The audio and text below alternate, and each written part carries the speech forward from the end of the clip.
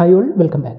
Now let's talk about default. So by using default, we could specify some value. Say for example, you are inserting some value, and if you are not specifying some value into a column, we could insert some default value. Say for example, job you want to default as manager, say. So if you specify default value as manager, while inserting, if you are not specifying any value, manager will be inserted. A value manager will be inserted into the record.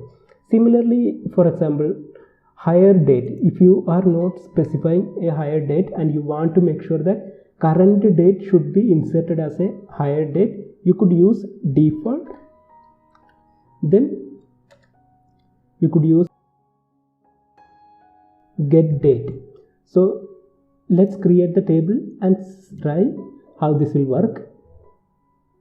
So we created the table and there is no record. And if you execute the select statement, you could see there is no records are there. Now let's insert some data. So I'm going to insert a value. So here I'm specifying EMP number as 10, name, then salary, phone number, and the month of join. But I'm not going to specify job and month of or date of join.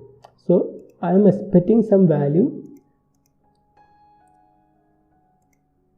and if you select, you could see the default value for job is manager because we didn't specify any value, and by default manager will be inserted.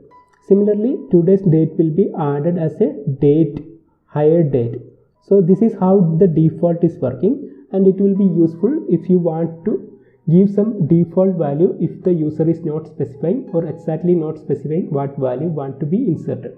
So that's all for this video. Thanks for watching.